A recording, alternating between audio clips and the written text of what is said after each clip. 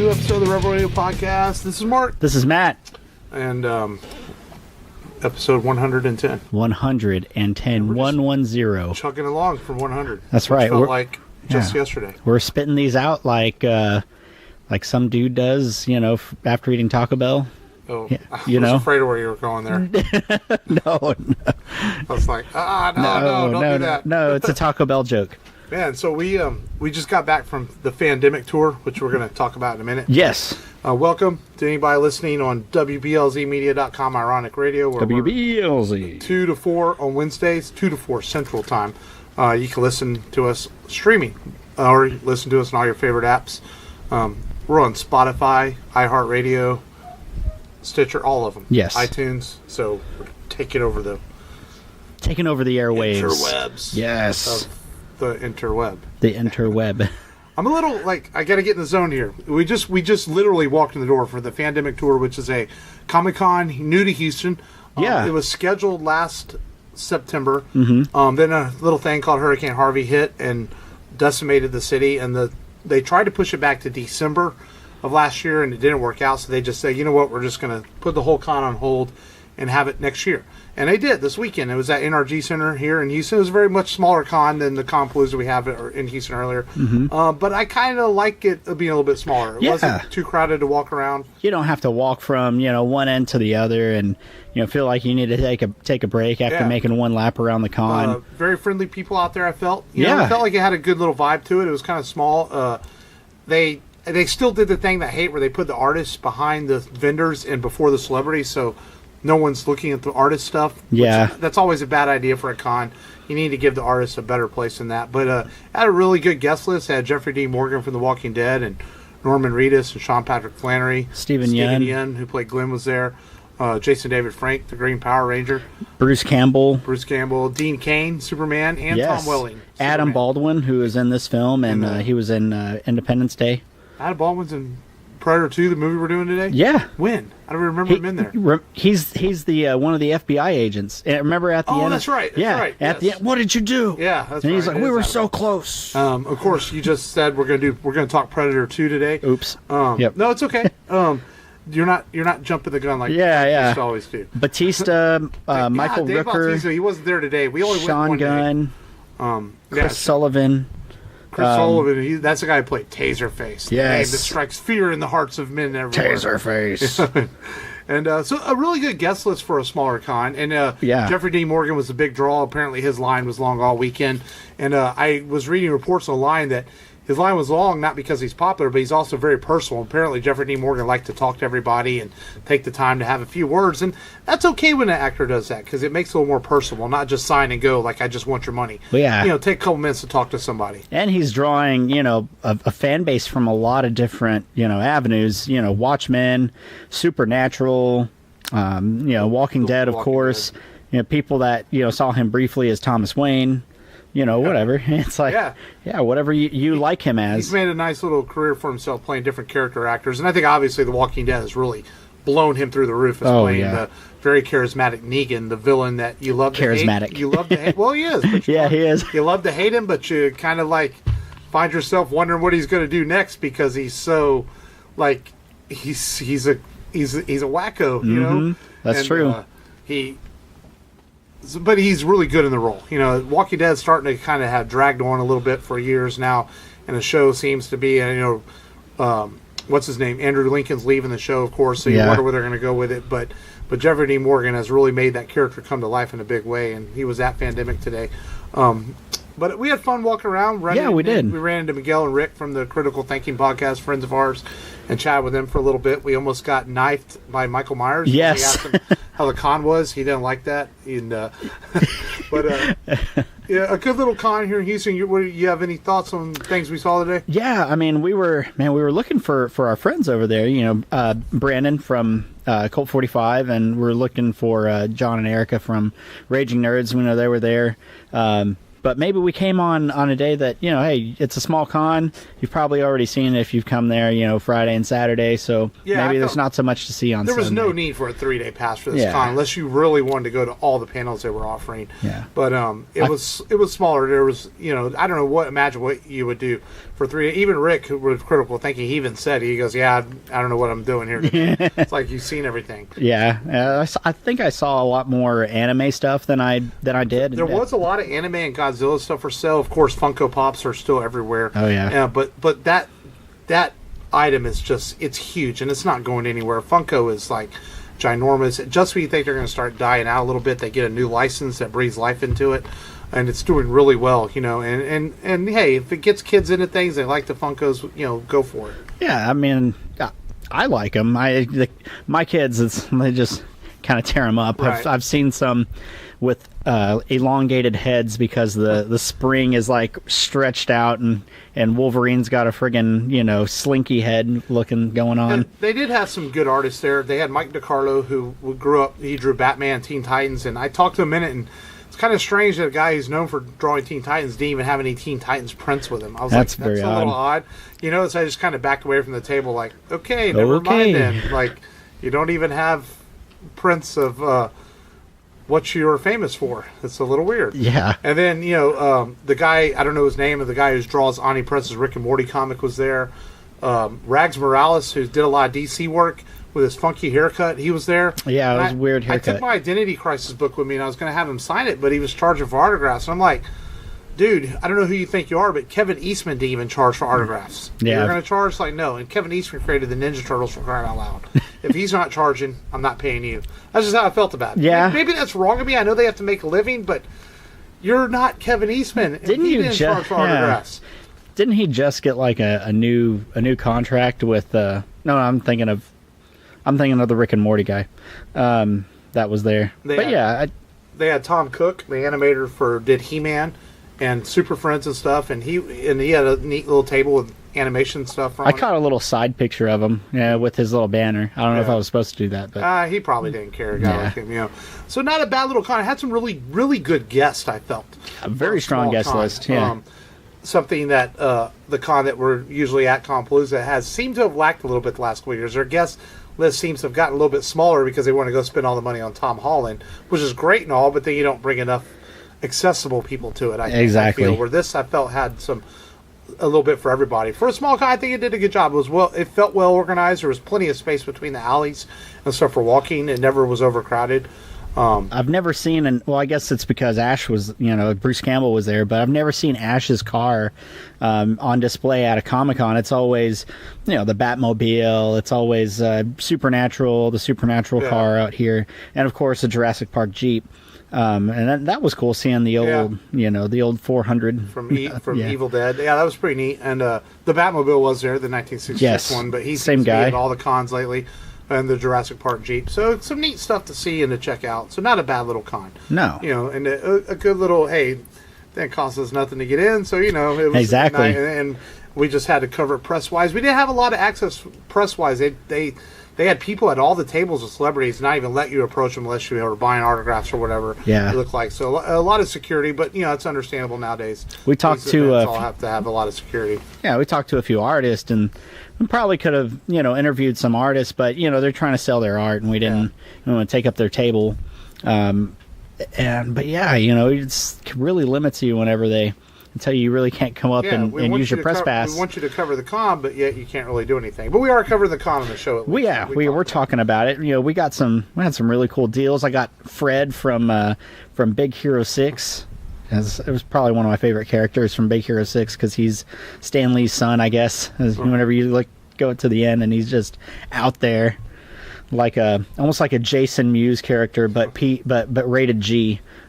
Yeah, I picked up a vintage Star Wars cup. Always looking for old school Star Wars. That was cool. And you haggled for it. Yes, man. Yeah. The guy was cool. He's like, I go, hey, I'll give you $5 for it. He goes, I'll take $8. And then he looked around. He goes, hey, the wife's busy. Give me $5. I'll pay. I was like, cool. That was cool.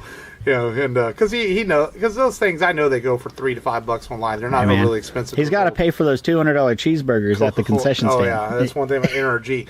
Well, then you splurge on an expensive hot dog or a pretzel. Pretzel, What did you pay for that pretzel? $5 for the pretzel. Dude, I could buy you a box of pretzels for like $10. Well, it was a soft pretzel. Oh well. Well, they kind of kept it in there for too long, so it was like hard, soft-ish. Extra soft, hard. Yeah.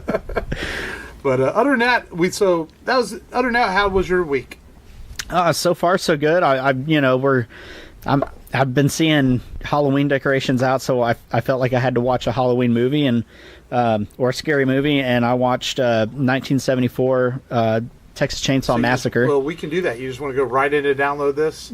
Oh, I'm sorry. It's okay. Yeah, well, we can. My week didn't really nothing happened anyway. So okay. But it rained a lot. It rained a lot. So download this is where we tell what we watched or streamed this week, and so you watched. Yeah, 1974's Texas Chainsaw Massacre, which the person that directed that film did a film called Eggshells before that, which did horribly bad. Weird title and just a weird film. And this one, they were going to name it Head Cheese. I remember telling you, and you're like, really, Head Cheese? Yeah, and so, because whenever they pick up the hitchhiker at the beginning, he's talking about whenever they kill the cows. Right. It's like, yeah, they take the skin and the tongue, and they turn it into cheese, head cheese. And he's really weird. And this director was really good getting the most out of everybody, and it was fun seeing how... these not so big name actors did a really good job doing a 1974 film that predated the other slasher films like Friday the 13th and Nightmare on Elm Street. And it was cool seeing a nice throwback, updated version of the 1974. They spin it at a different speed, whatever. It looked pretty good, and it was really weird. Like they have this.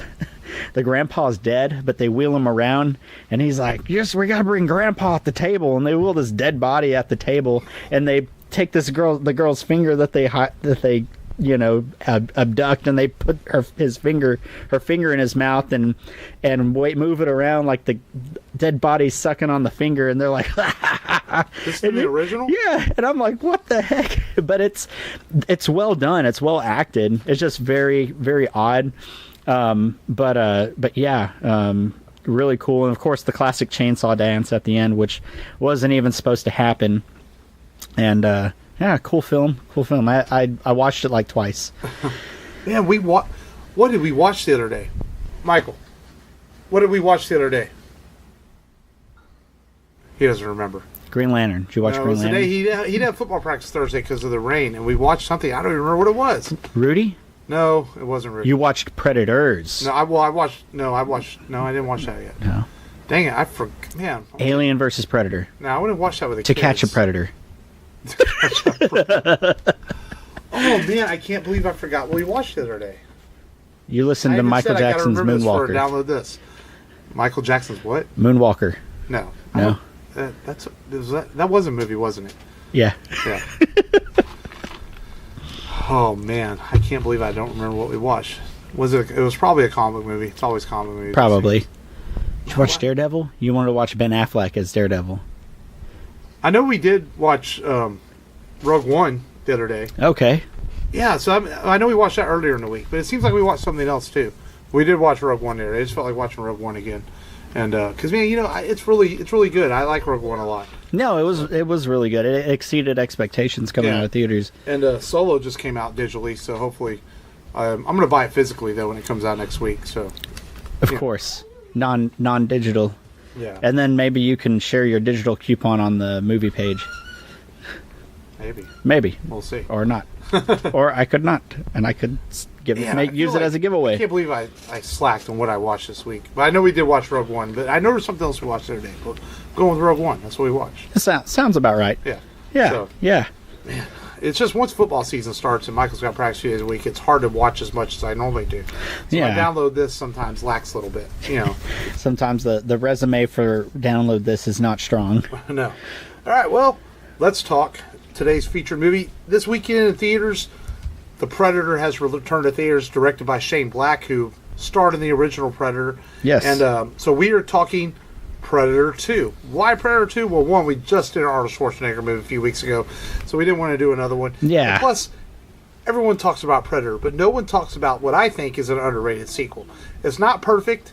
It's kind of cheesy in parts, and it's kind of like maybe not the best plot, but man, I really like Predator 2 a lot. Oh, yeah. And it came out in 1990, 3 years after the original. It stars Danny Glover and Gary Busey, and because Arnold didn't like the script, so he didn't want to come back for it. So they went a different direction this, where it takes place in 1997 in a semi-futuristic Los Angeles where the city's getting torn up because of crime and violence and everything, and the cops are trying to hold it all together. And who happens to show up? Predator. He shows up because he's in town with a few days to kill, as the tagline says. And I guess there's a heat wave in Los Angeles, so the heat's really high, and of course we all know the Predator sees with heat vision. So he's there, and hell is unleashed with a Predator in town.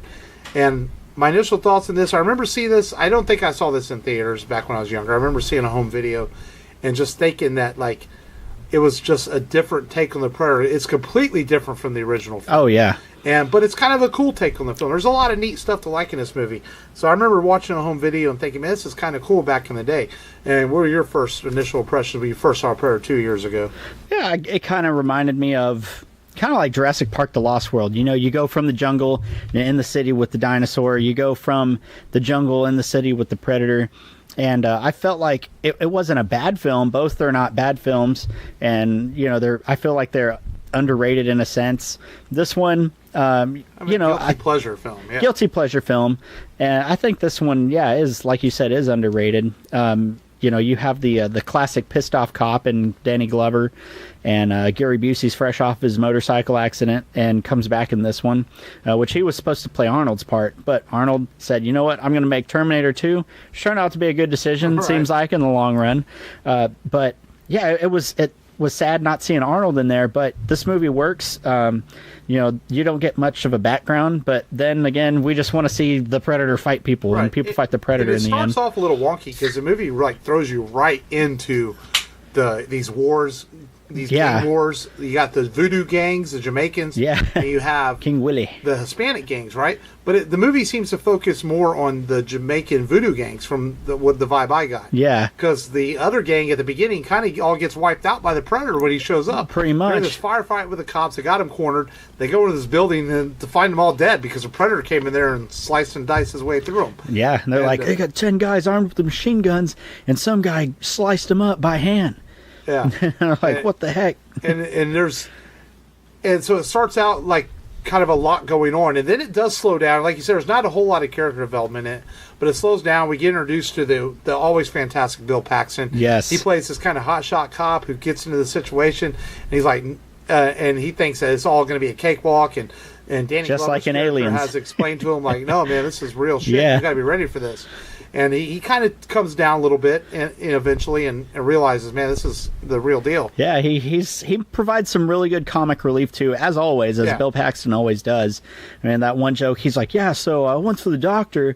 He says, I need a semen sample, a urine sample, and a stool sample. And I say, hey, doc, I'm in a hurry. Can't I just leave my underwear? And I'm like, ugh. Gross. Yeah, Bill Paxton is like... This is classic Bill Paxton. Yeah. This is that era when he was coming out of doing Aliens and stuff where he was finding his niche as an actor, and he's really, really funny in it, and really he's classic Bill Paxton. He gets hit in the nuts. Yeah.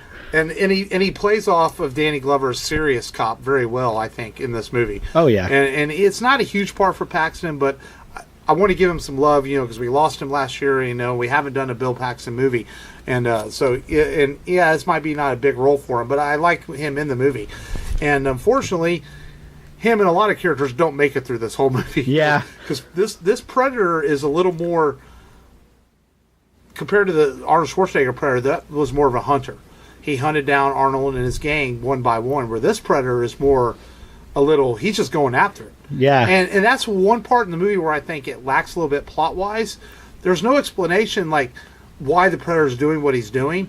Where in the first one, you knew he was kind of killing these guys for sport. And this one, his kills are a little more random, but yet he has a chance to kill Danny Glover's character several times, and he doesn't. But at the end, though, he's point blank trying to kill him. So it's kind of weird. Like, yeah, he lets him live throughout the whole movie, and at the end, he's like, "Well, no, I'm not going to let you live anymore." It's like he let him live because he shot down that one of the Mexican drug lords that saw him and was going to fire at him. But then Danny Glover takes him out because he doesn't know this guy's seeing a invisible predator, and maybe he lets him live for that reason. But yeah, and then there's the epic fight, with the spear and everything, and that's a really nail biting scene right there. That's probably one of the best scenes in the movie. Yeah, and it's really cool to see. You get to see more of the Predator in this, like, than you did in the first one. The first one, he's invisible a lot, and he shows up some towards the end. But this time, you got to see him do more, like actually plot what he was doing and different things he did. They gave him a lot of new weapons to work with in this one. Yeah, and that's where most of the budget went too. Yeah, and it's cool because this is a practical effect film. There is a guy in that suit. It's one of the last practical effect films. Yeah, and it's not all CGI, and I think it works better that way because the guy, I can't think of the actor's name, he studied tribal dances and things like that to give the Predator more of a... I think it's Kevin Hall. ...personality. Yeah, Kevin Hall sounds right. He did Kevin Peter Hall, yeah. He did a lot of costume work back in the 90s and stuff. And so it gave the Predator more like this almost personality to him in a lot of ways. Yeah, he was Harry and the Hendersons. He was well known really? for he was Harry he was Harry from Harry and the Hendersons. He was also in Predator. He reprises his role, and then so did he play the Predator in the first one too? Yeah. Yep. Yeah. He played the Predator in the first two. He was an alien in Without Warning. So played a lot of mascot, suit characters almost. Mascot. Right. Predator being a mascot. And of course, Predator was designed by the well-known Stan Winston, who did a lot of creature effects and stuff like that. He helped design Terminator and helped design a lot of things. He did the Predator work for the first one and for the sequel. And he was given a bigger budget with this, so the Predator costume actually has a lot more going on with it than even in the first one. Yeah, this was not classically done like sequels were in the past, where they give you less money to do a sequel.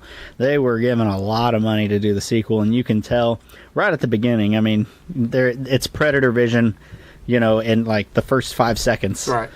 And this is his jungle, and you're the lion, as Gary Busey says. Very, very odd at how it ended. I still don't know why the Predator was really there. Well, but yeah, and Gary Busey's team is like a group of FBI federal agents with Adam Baldwin is in. As you mentioned, he's in the movie too. And they know about what happened in 1987 with the GIs and everything. So they've been looking for this thing for years to come back, and they were somewhat prepared for it, but not prepared because they set up this whole thing where they set up this cold storage and to capture the Predator and think he's not going to be able to see, but the Predator adapts because he's a hunter and he ends up taking out his whole team. And then there's a scene where Gary Busey's character, Keys, just as you think he's going to survive, the Predator's like, not so fast, and he uses his little weapon and cuts through all the meat, and Busey gets cut in half. And it is a friggin' bloodbath everywhere. In fact, this film was given an NC-17 rating at first, and then they had to take out some of the language and some of the blood, and then it was able to get a rated R. So, man, it'd be interesting. Than the original Predator in some ways, But it does have, like, the scene at the beginning with the voodoo gangs where they come in to kill that one guy. Yeah. And they end up, Predator shows up and he takes them all and the bodies are hanging. There is a lot more of that, blood and bodies hanging. Oh, yeah. And things like that. And the bizarre scene with the voodoo king. Yeah. Which is just kind of weird. It's like Danny Glover goes to him for information. He basically gives him no information other than that he believes there's something out there, but Glover just thinks he's crazy. And the Predator shows up and takes him out, and then the next thing you see is his head. He just takes his head. And that was kind of cool. We knew Predator takes trophies, but you get to see how he does it. You get to see him basically take the skull out of the guy. Yeah, man, and he polishes it and he sticks it on his throne. And which is a cool thing is we get to see, everyone thought there was going to be an Alien vs. Predator movie at that time, and we get to see the alien skull in the Predator ship. And that was really neat. Something we didn't see in the first one is you get to see the Predator ship and kind of give you a sense of what the Predator world is like. And that's why I really like. That's one reason I really like this film is that those scenes alone make this kind of cool. Yeah, I agree, and that was a cool little nod to from with Fox and nodding to the Alien franchise and getting our hopes up about a joint universe with Predator versus Alien, which didn't happen until 2004, I believe. It wasn't that good when it did finally happen. Yeah, it wasn't. I mean, I remember some cool little CGI and some slow motion razor disc throwing from that movie, but it's not very memorable. Not much. Yeah. And I think the only where Predator 2 lacks is that Predator was such a success is that you wish Arnold would have come back, if for anything. And he didn't. But Danny Glover and Gary Busey and Baldwin and Paxton and the what is the lady's name that played the part who she was in The Running Man. Yeah, she was really good too. And they carry the movie on their own, but it just feels like this movie might have not been as big of a success because you did not have Arnold Schwarzenegger come back for it. Maria Conchita Alonso. That's a heck of a name. Yep, I had to say it like that. And she's tough, man. In it, you know, she is, man. Takes no shit from the boys, and you know, she's completely different than her character from The Running Man.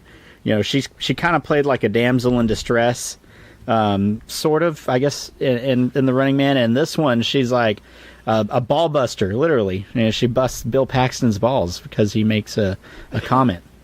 But yeah, you know, I like her in this film. Yeah, she's tough cop. And then the other thing might have lacked is Stephen Hopkins directed this, and because John McTiernan wanted too much money to come back. Was it Hopkins? Stephen Hopkins, right? Yeah, Stephen Hopkins. Yeah, and but you know, as far as director, I think Hopkins did a good job of what he had to work with, the lower budgets of this movie. I think you could tell there were a lot of things done in one take in this film, you know, because there are scenes that just kind of, okay, we did it, we're done, let's move on to the next scene. Yeah. Because like you said, they spent a lot of the money on the Predator and the Predator effects. But I think this movie works so well for that. I really like to see at the end where Glover ends up in the Predator ship. And the Predator kind of tracks him there the whole time. You know, he kind of forces Glover to follow him there. And he ends up in the ship. And initially he's able to... And what's funny is you have these GIs with all this weaponry from the first one. And you have Arnold Schwarzenegger as this big badass. And they can't kill this thing. Yeah, man. But then Danny Glover basically in hand-to-hand combat and the use of a Predator weapons able to kill it. And I found that kind of like a bit... Like, okay, Glover could kill this thing, but you couldn't kill him in the first one. Yeah, and then, yeah. Like Arnold, you figure Arnold would have been able to do it because he's huge. Right. He's huge. But it works. And then, just as when Danny Glover's character thinks he's going to escape, all these other predators show up, and I thought that was cool. Like it's almost. I guess in the novel I was reading, there's an explanation of that he was a young predator that they brought to the planet to basically like an initiation. He shows up on Earth, and if he does this and survives, it's initiation for the predators. So Dark Horse Comics, they started releasing comic book material, and that's what made Stephen Hawking so interested in the films, because he was a big comic book fan and he had read these, and it's a splice between two different comic stories. One has the spaceship in it, and the other one's about the Predator in LA, and they kind of combined it. But it pretty much follows the comics. It's very much derived from the comics, and those would be cool to read. I'd like to get my hands on a few of those Predator comics. And of course the other Predators show up and they take the body of the young Predator, and Glover thinks he's toast, but instead it's almost like a respect. Like, you took our guy out, we're gonna let you live. The elder Predator hands him a gun, says, take this. And it's from like the 1700s. Yeah. It shows that they've been coming to Houston for many, many years. You know, or I said Houston. I don't know, because I looked up and the Astros game is on. They coming to Earth. That's funny. They came to Earth all these times. They've been hunting on our planet for many, many years. But it turns out that they do this as a sport. Again, like they're hunters. And that's why at the end, whenever Adam Baldwin's character's like, what did you do? You killed it. And Glover's like, don't worry, they'll be back. You know, and then of course they didn't come back until Predators, which I'm not sure. I have to rewatch Predators. I don't think, did he even mention the original films in it? I would have to look into it. I know the new one that's out in theaters. Apparently there was a whole thing where Arnold was going to cameo at the end of the film to lead into a sequel to the new Predator. But Arnold, if he'd have a bigger part, he didn't want to do it. You know, that he was going to just... Apparently there's a scene at the end of the new film that Arnold was going to show up in a helicopter and say, come with me, you know, or whatever. And come with me if you want to live. Leading in the next one, but he turned it down, you know, because I guess, you know, Arnold has to be the star. He won't do anything. That would be cool if he just came in on like an Apache helicopter and blew the damn thing away, and then and he's like, he has just a cigar in his mouth. He's like, I'm back. And then he's like, get in the chopper. And then they take off, and then they're like, what was that thing? And he's like, let me tell you a story about one time when I was in the jungle, and I'm not talking about John Rambo shit. And then, boom, the end. But overall, though, I think Predator 2 is a really good, fun sequel. It's definitely a guilty pleasure movie. It may not be the best of the Predator movies. The original is the best, but I think the movie doesn't get enough love, and I think it has a lot of really good ideas working for it. I think so too. I mean, and this was the intention of the film from the first one is to make the Predator be in the city, and you know they accomplished that. Yeah. Do you have a favorite scene in the movie? Oh, it's the rooftop scene with Danny Glover fighting the Predator, and whenever the Predator grabs him and he sets his bomb to go off, and then you know it's like just a nail biter. Danny Glover trying to grab the razor, and he slices off his hand, and and then he doesn't have to blow up. So that's a really cool scene. I mean, because you're just like, okay, Danny Glover's gonna die here. Oh, he's alive. Okay, he's gonna die when the spear comes flying at him. And he's like, oh nope, he's gonna take that spear. Which that spear actually ended up becoming missing from the set. I like the scene at the ship at the end. I think that's really cool because it kind of gave you insight to what the Predator homeworld or their other world might have looked like. Yeah. And then, I thought that was neat. And I kind of laugh every time. I think the scene where he takes the mask off of him, and he goes, "You're one ugly," and the Predator works up, "Motherfucker." Yeah. It's weird how the Predator can adapt to language and talk. It's kind of awkward. That's true. I almost forgot about that part.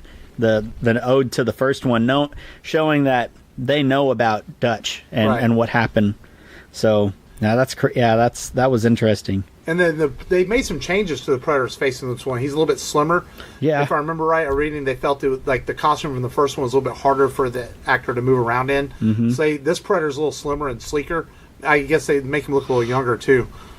As I remember, and the face is not as wide and big. Like the helmet's slicker, everything, and it's become a really popular. A lot of people, Predator fans, like this version of the Predator the most. Like the Predator 2 action figures are very popular. Yeah, and people like the slimmer, more trim version of the Predator. Yeah, I know that's the one that you see in stores all the time. $35 action figure for the slim tribal Predator, but the weapons are cooler whenever the weapons are cooler. That come with that one. You still get the spear, I think, with that one, and you get the blade, and I think he's just in the loincloth, right? And he's just long and lanky. And then I was reading too. You were talking about how the comics the subway scene is directly adapted from one of the Predator comics. Oh, okay. Yeah, they took it right out of him, and that was cool. Where he's like walking on the top of the subway, and that's when Bill Paxton's character gets it. Yeah, that's right. In the subway. Whenever they're on that subway train, and then that guy's being harassed by those gang members, and he pulls out his gun. And he's like, "I got a gun," and then it's like, "What are you, man?" Yeah, shooting at him. And then poor Paxton, man. Paxton was like Sean Bean in the 80s and 90s. He would pretty much die in a lot of movies, and Sean Bean kind of took that over. He's like, "I will be the next Bill Paxton." But overall, final thoughts on Predator 2? Good. Underrated. Not great. But good. Not great. Good watch. And, Gary Busey is good in it. He's Busey. It's pre-Crazy Busey. Yeah, pre-Crazy Busey. We did Point Break, 20 episodes ago, and that was pre-Crazy Busey, too. That was probably the movie he did right after this, I would imagine, if he did this in 1990 and Point Break in 91. You know who they wanted to play Gary Busey instead? Like, okay, so obviously Arnold was out. They had to recast somebody. The producer wanted John Lithgow to play that character, but the director wanted Gary Busey. He specifically wanted Gary Busey, and so we almost got John Lithgow to play that character. I don't know if he would have been. I mean, it's a pretty standard FBI director character. I mean, Lithgow, he's always good in things he did. Yeah, I could say I'm doing it, but it's cool to see, what might have been. Yeah. And, of course, Danny Glover was a hot name at the time. The Lethal Weapon movies were extremely successful. So I think that it was a good choice in the role. And this is Glover back when he was at his best in things he was doing. He always played a good cop.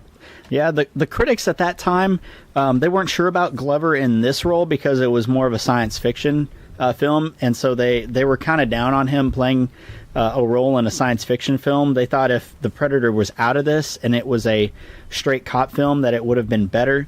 But I feel like he does a good job. You know, I think that character, you know, is pretty standard for, you know, really your action movies. Yeah.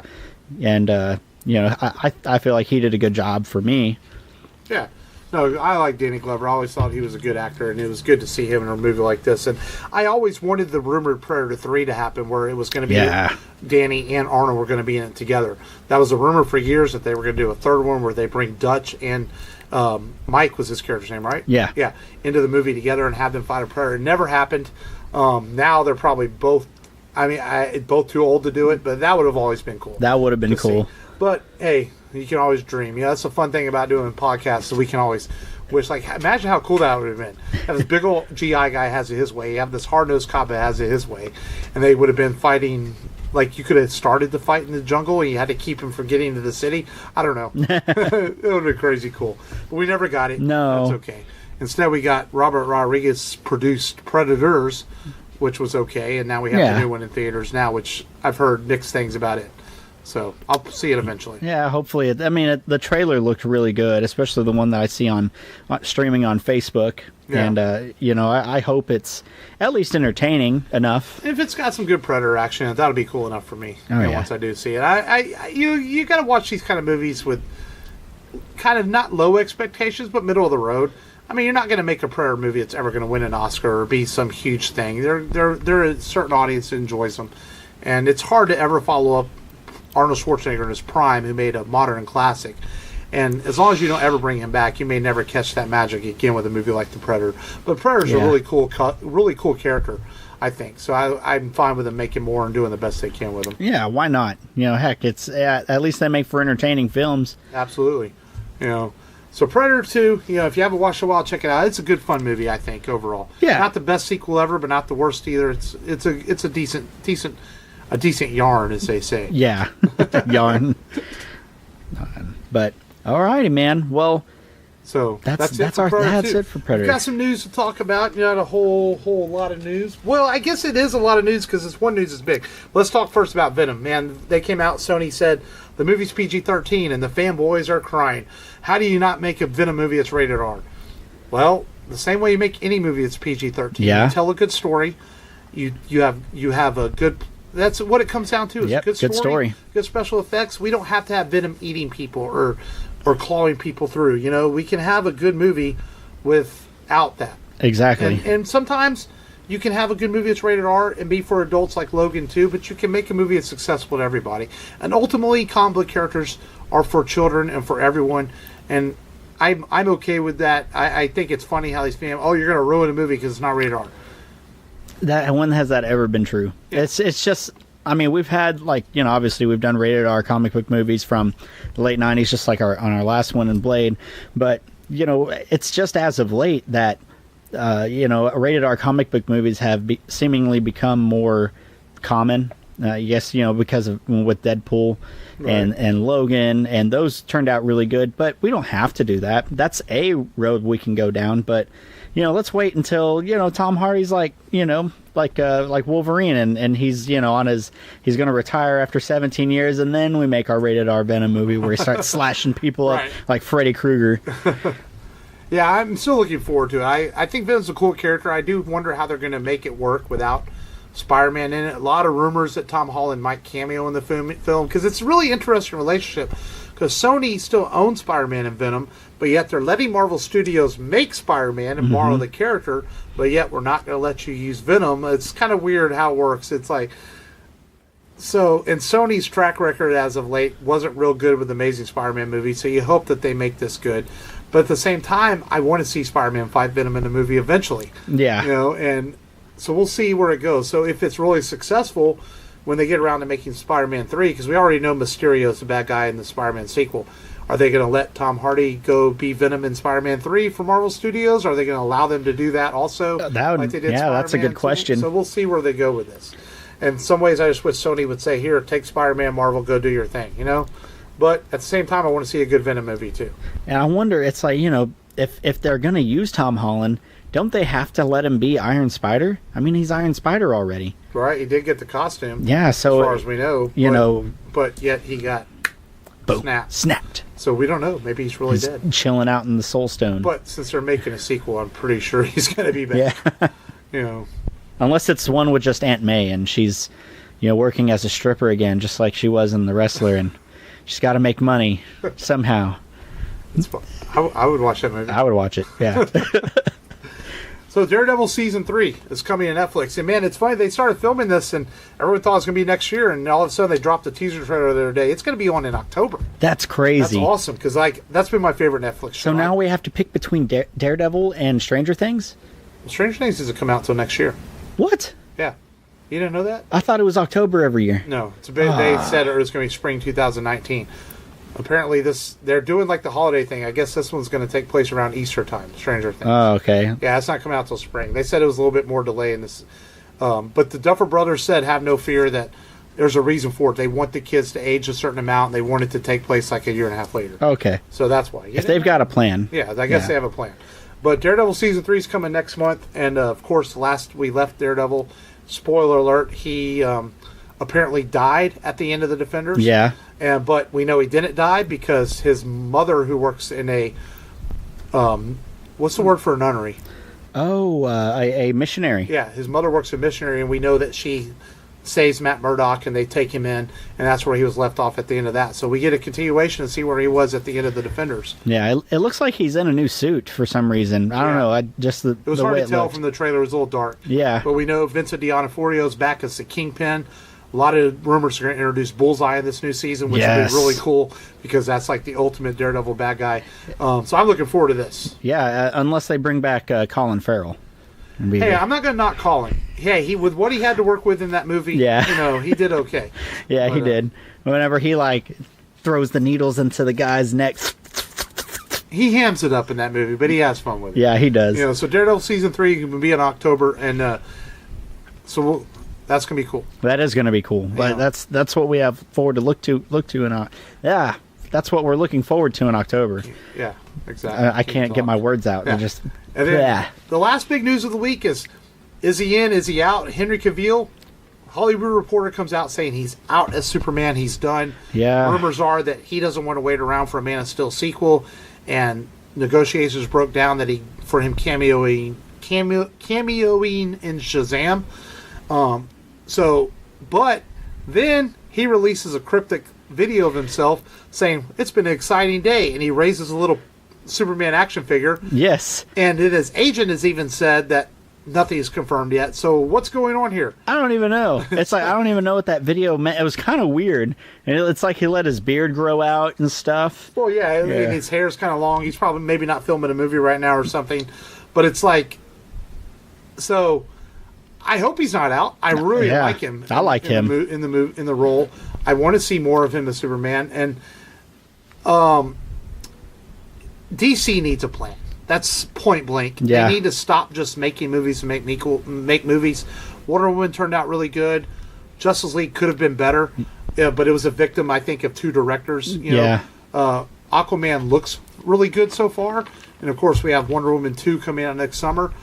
But they really, really need to sit down with these actors, determine the contracts, determine a plan. And I'm not saying do it exactly like Marvel, but they really need to have an idea of what they're doing the next 3 or 4 years if they're going to make their own cinematic universe work. I think they need to bring in the DC animated team and just have them. It's a different entity, though. It is, but I feel like they just, man, if they had a movie version of Superman Doomsday, I mean, that would just be like the way that they did it.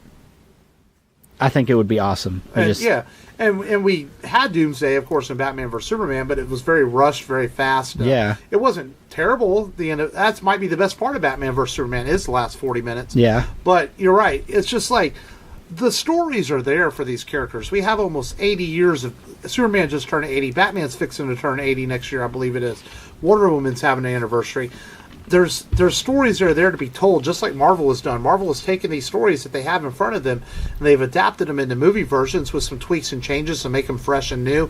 And just like, why can't DC get their shit together and do it the right way? You think it's the director? You think it's? I don't think it's the directors, because obviously it's not the directors of the films, because Patty Jenkins showed she's very capable of making Wonder Woman. But it's something behind the scenes at Warner Brothers. They need a Kevin Feige like Marvel has to sit down and say, this is what we're doing.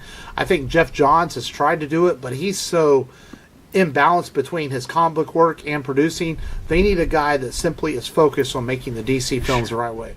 Maybe if they bring in Kevin Smith and Ming Chen. I mean, they need something to do right now. No comic book man. Kevin would ever do it, man. I don't think, because Kevin has talked before about he finds those, let other people do them. He likes them, he likes to go enjoy them, but even he feels they're too big for him, because, and I think he also realizes the pressure it comes with doing those. It's like there's so much fanboy expectations and pressure that if you don't do it right, people are jumping down your throat. And I think that's why he just would rather be a fan like we are.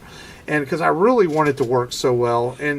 And the Warner Brothers made 3 amazing Batman films with Christopher Nolan's trilogy. Yeah, they did. And they made a really good Wonder Woman film. So it's there. It's there, man. Just make it happen. And I really hope Aquaman is successful, and I hope it's good. Yeah. I like the trailer for it, and I just hope they can get it right. All us real fans, they want to see... We like that Marvel's succeeding. We want to see DC succeed. And it doesn't have to look like Marvel. It can be dark, but it's got to be good. Right. Yeah, and like you said, they can't be like Nicolas Cage just taking parts just because, like whenever it was like Season of the Witch and whatever. And then, and of course there are other rumors that Ben Affleck's out of Batman as Batman, but that's been going on for a while now that he's out. And, Affleck has his own problems. He's in rehab again. He's got alcohol problems. Mm-hmm. Honestly, Affleck out as Batman doesn't bother me as much, because I think he can be replaced. He's only done basically a movie and a half in some ways. Mm-hmm. But I want to see Cavill come back as Superman, because I just really like him. I think he's done a good job. And he hasn't really... Man of Steel was so focused on a redo of his origin and everything, and Superman's origin, that you didn't really get to see the Clark Kent side of him. I just want to see him do more with the role and give him more of a chance to do more Superman. Yeah, the only Clark Kent part you really got to see of him was whenever he was in really Batman versus Superman, and he was interviewing Bruce Wayne. Right. That was it. Pretty much it. And a little bit towards the end of Man of Steel. So I want to see more. And so I hope he's not out. And then, of course, the internet went crazy with rumors right away that Warner Brothers was eyeing Michael B. Jordan to play Superman. Yeah. To be the first black Superman, and people went nuts on that. And Michael B. Jordan's camp came out and said, no, this is true. Yeah. So I don't know. It was a crazy week when it came to that news. Yeah, some people freak out about that, but I think you and me are the same. We just want the part played well. If it's Michael B. Jordan, it's Michael B. Jordan, and we see how that turns out. Personally, I think he would be a really good Jon Stewart. He's such a talented young actor. And he has said, though, many times he doesn't want to be tied down to a contract. Yeah. That's why he took a smaller part in Black Panther. Even though it's funny, he says this, but he also did audition for Black Panther. Yeah. So, what do you want, Michael B. Jordan? Did you want a contract, or did you want a smaller part? Mm-hmm. So, but he is so talented, and he's a guy who could almost do anything in the world, possibly as an actor. So we'll see where this goes. I think it'll all unfold over the next few weeks. So whether Henry is in or Henry is out. I hope he's in. Maybe Warner Brothers will make him happy and announce, hey, we're going to do Man of Steel 2. Because, it's funny, people want it. As much as people complain about Man of Steel 2, they're seeing, or as a Man of Steel. People complain about the original Man of Steel. There seems to be a general consensus that people want another Superman movie with him in it. Yeah, because we know that it's probably going to be better. Now that the origin story is out of the way, we can focus on Superman and developing him, a little bit more, maybe as Clark Kent, and then seeing him maybe fight a bigger badass, bad guy or something.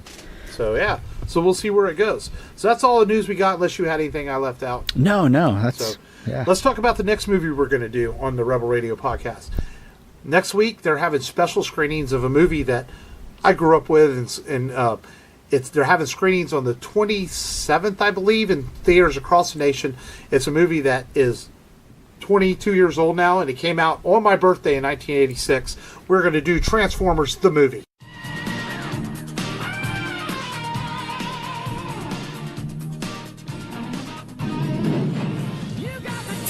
Hold on tight. The most incredible rock and roll adventure ever is here. Feed him to the shark guns. Starring Judd Nelson as Hot Rod, Leonard Nimoy as Galvatron, and Orson Welles. I am Unicron.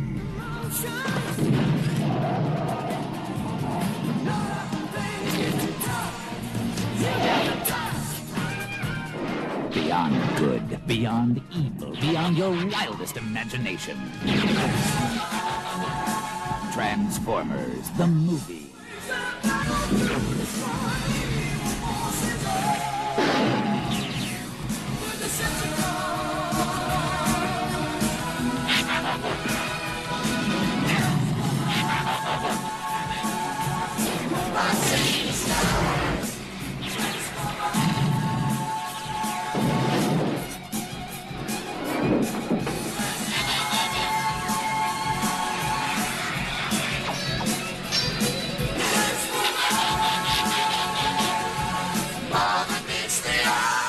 Transformers, the movie. Coming to a theater near you this August. Yes, the animated movie. Classic animated film, which is a lot of fun. So we want to talk about it before it has its special screenings in theaters.